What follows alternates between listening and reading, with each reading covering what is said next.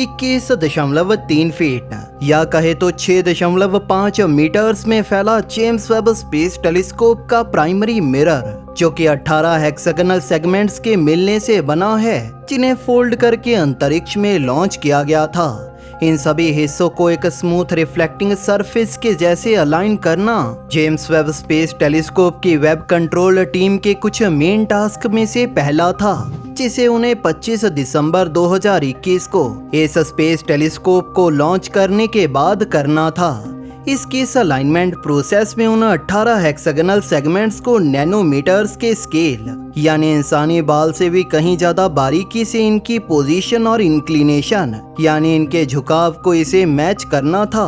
और अब जिसके बारे में नासा ऑफिशियल्स का कहना है कि इसे सक्सेसफुली कंप्लीट किया जा चुका है।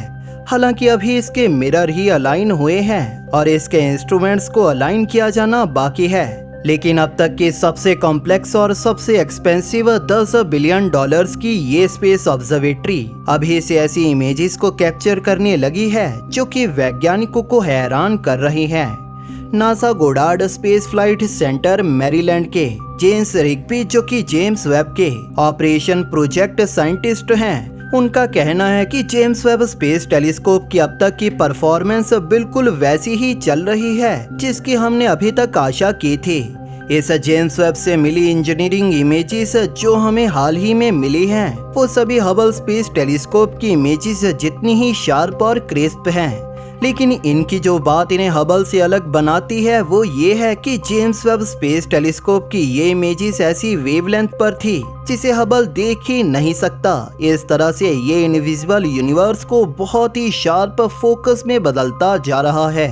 जब जनवरी की शुरुआत में इसके मिरर अलाइनमेंट प्रोसेस की शुरुआत हुई थी तो जेम्स वेब की ग्राउंड बेस्ड टीम ने इसे HD 84406 नाम के सितारे पर पॉइंट किया था, जिसे वैज्ञानिक अक्सर हमारी गैलेक्सी का एक बोरिंग सितारा कहते हैं, क्योंकि ये सितारा उन सभी खगोलीय चीजों से 100 गुना धुंधला है जिन्हें हम अपनी आंखों से रात के आसमान में देख सकते हैं।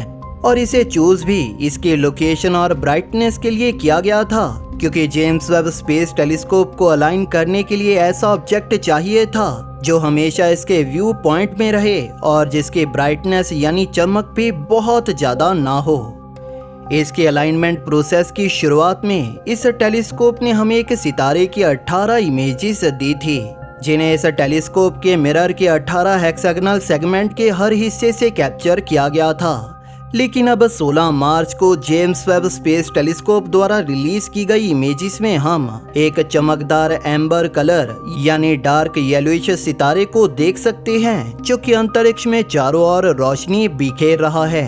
इस सितारे से जुड़ी एक और खास बात जो है वो है इसके पीछे का बैकग्राउंड, जिसमें हम दर्जनों लाइट के स्पेक्स और डॉट्स को देख सकते हैं, जो कि हर एक ऐसी गैलेक्सी है जिसे पहले कभी भी देखा नहीं गया। ये distant galaxies James Webb space telescope की इस इमेज को इसके so called deep field image बना देती है। ऐसी इमेजेस में आसमान के एक बहुत छोटे से हिस्से पर फोकस करते हुए ये एम रखा जाता है कि हम यूनिवर्स के कुछ सबसे डिस्टेंट ऑब्जेक्ट को देख पाएं। ऐसी डीप फील्ड इमेजेस को कैप्चर करना जेम्स वेब स्पेस टेलीस्कोप के प्रीडिसेसर हबल की स्पेशलिटी थी। हालांकि अब James Webb space telescope Hubble को अंतरिक्ष की गहराइयों तक देखने की क्षमता में जल्द ही हराने वाला है। इसके बारे में रिग्बी कहते हैं कि ये हो ही नहीं सकता कि जेम्स वेब आसमान के किसी पॉइंट को 2000 सेकंड तक देखे और उसका एक इनक्रेडिबल डीप फील्ड कैप्चर ना कर ले। वो कहते हैं कि ये अब से हमारा फ्यूचर बनने वाला है। हम जहां भी आसमान में इस स्पेस ऑब्जर्वेटरी के जरिए देखेंगे वो एक डीप फील्ड होगा। बहुत कम मेहनत से हम गैलेक्सीज की बिलियन साल पुरानी लाइट को देखते हुए ये जान पाएंगे कि ये उस समय किस तरह की दिखाई देती थी। रैंडी किम्बल, जो कि नासा के वेब प्रोजेक्ट साइंटिस्ट हैं, उनका कहना है कि जहां हबल को कुछ बेस्ट डीप फील्ड इमेजेस को कैप्चर करने में कुछ हफ्तों का समय लगता था, वहीं पर ये नया वेब उसी काम को महज कुछ घंटों में ही निपटा देगा। हालांकि ये दोनों स्पेस ऑब्जर्वेटरीज स्पेस को एक तरह से यानी एक ही वेवलेंथ में नहीं देखती। जहां हबल स्पेस को विजिबल और अल्ट्रावायलेट में देखने का एक्सपर्ट है, वहीं पर जेम्स वेब इसे प्योरली इंफ्रारेड लाइट में ही ऑब्जर्व करेगा।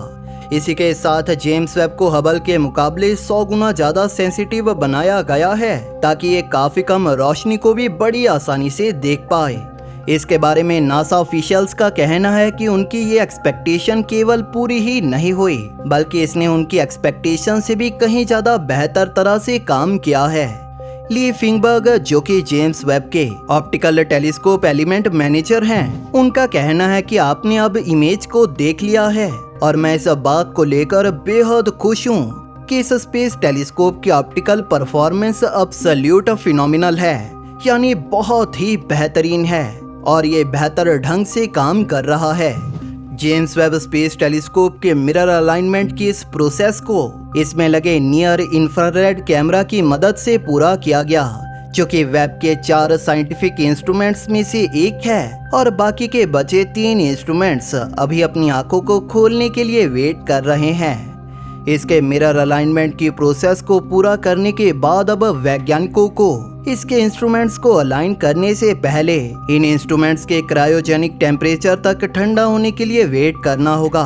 क्योंकि ये जेम्स वेब स्पेस टेलीस्कोप एक इंफ्रारेड टेलीस्कोप है, तो थोड़ी सी भी हीट इस स्पेस टेलीस्कोप और इसके इंस्ट्रूमेंट्स के रिजल्ट के साथ इंटरफेयर कर सकती है।